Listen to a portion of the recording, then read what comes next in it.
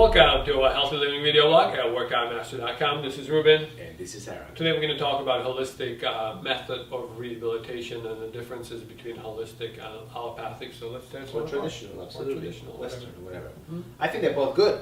They're going to be needed in both instances with different patients, different strokes for different folks. And I think a lot of the traditional stuff is very, very good. And I think a lot of the actually holistic stuff is absolute hogwash. Yeah, the thing is, when it comes down to holistic, a lot of people think of holistic as like a Harry Potter shit. Basically, people come in and they do all kinds of different, crazy things to you. And a lot of times, yeah, if you come in for a back pain, if you take a, hour reading, that might not be necessarily the best particular approach for that particular problem. But nonetheless, we should understand that not all holistic is in the same bucket.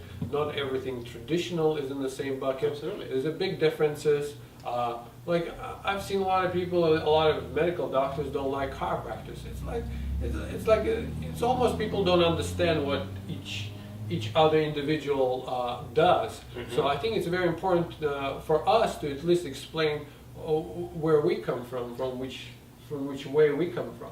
Which is very interesting because in order to approach the healing process of a person, I think whoever that person is under the care of, those people should communicate among each other. Not only because there could be contraindications of certain things that you might be doing unbeknownst to you, because it will be a much effective tool if you're, let's say that we're working with a person that has back pain and you might be working with a chiropractor, you might be working with a surgeon, or they're post-rehab and you're actually having some type of a communication with a physical therapy that is being under the care for the past, let's say, 3 months. Mm-hmm. That's very important.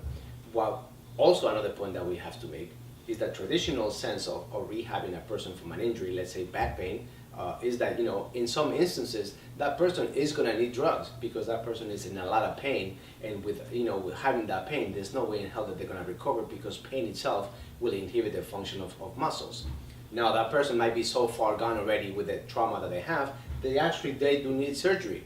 And, all the exercise, all the mobilizations, and all the stretches in the world that you may know might not be enough to be able to recover that person from the state that they're in.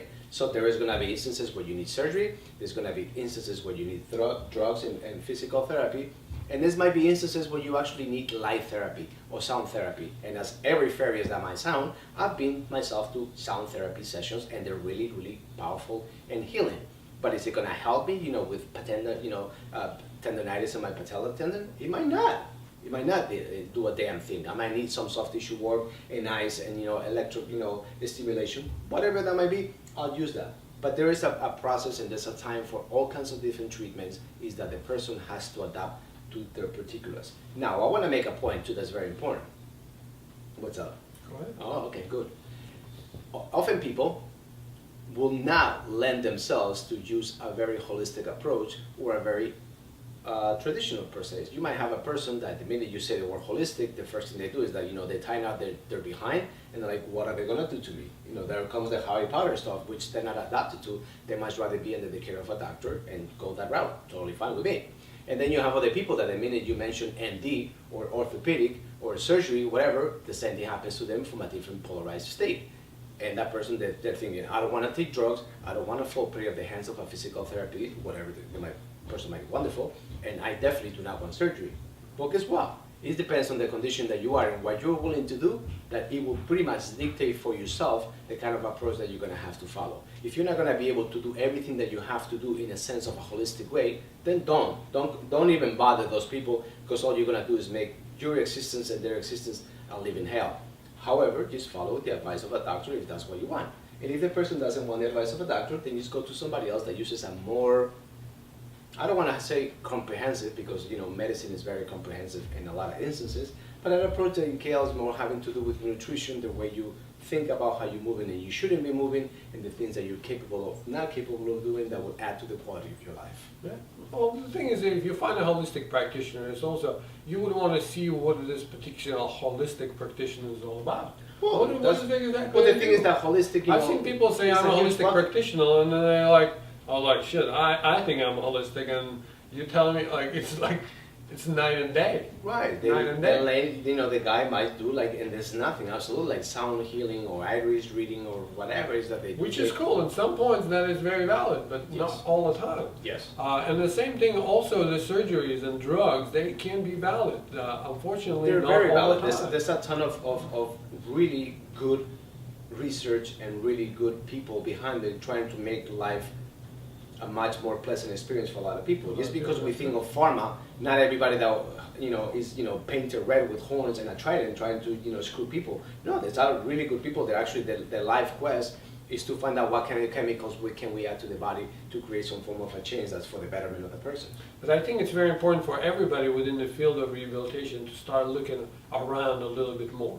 A more open-minded we're out to different practices, the more we can incorporate them into our practice, the better it is. When you find somebody who understands what it is that the, let's say, surgeon does, when you find somebody who understands what the chiropractor do, soft tissue work, massage therapist does, a good trainer does, when you understand and you can actually extract the good things out of it and use it for specific rehabilitation, for me, truly, that is what a holistic approach is. Good. And to finish, with the segment, the episode, not to be too overwhelming with information or the stuff that is our opinion and our life of way of being.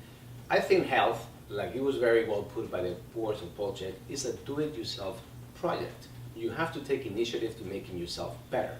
If going to the doctor and following his advice to the T is what you understand as a do-it-yourself project, that's fine too.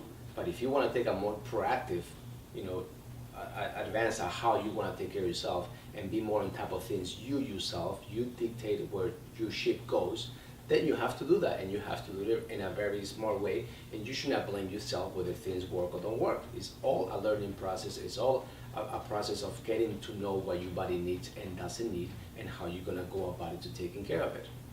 Here you have it, guys. Remember, if you follow advice or you listen to our video blog, then your future looks better already. Thank you very much for watching. Until the next time, best of health to you.